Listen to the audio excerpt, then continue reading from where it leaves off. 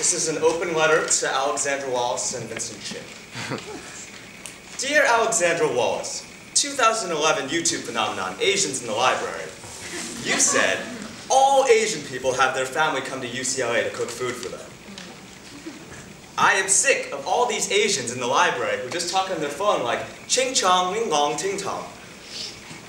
And remember you said, I know that the tsunami just happened, but like, if you know that's happening, go outside when you pick up the phone to hear how your family's doing. Reminds me of Sharon Stone's comment 3 years ago.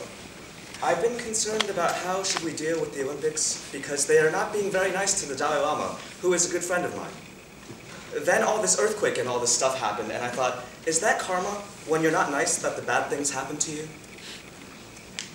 Well, Alexandra, even you I don't think merit reprisal. You did have to drop out of UCLA after receiving a lot of hate and a good amount of death threats. I'm sorry about those. Nobody should be afraid of anything so imminent, so sudden, and so violent. Dear Vincent Chin, 1955 to 1982. Anxi, go in peace. Please know that though you are no longer with us, you are still important to us. Please know that though your death was senseless, it was not meaningless.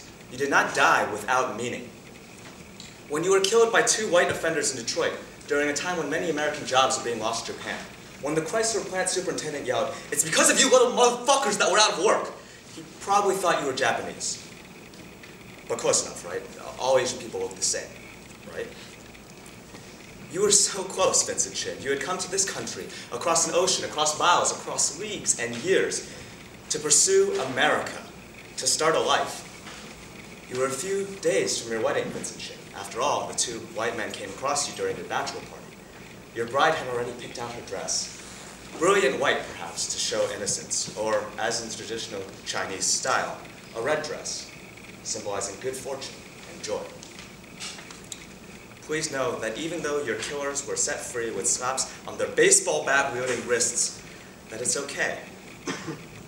Justice. The judge said, these aren't the kind of men you sent to jail. You fit the punishment to the criminal, not the crime. To this day, neither men have spent a day in jail. The 2 entered the bar and began to taunt Vincent Chin, thinking he was Japanese and blaming him for the hurt auto industry. A fight ensues, it's broken up, and Vincent Chin gets away. Your mother said after the trial, "What kind of law is this? What kind of justice? This happened because my son is Chinese. If 2 Chinese killed a white person, they must go to jail, maybe for their whole lives. Something is wrong with this country." Before she moved back across ocean, miles, leagues, and years to mourn for her family.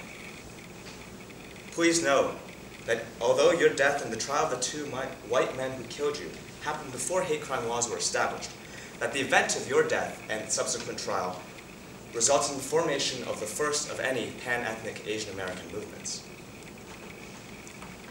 The 2 men then looked for Vincent Chin and even enlisted another man's help to find him.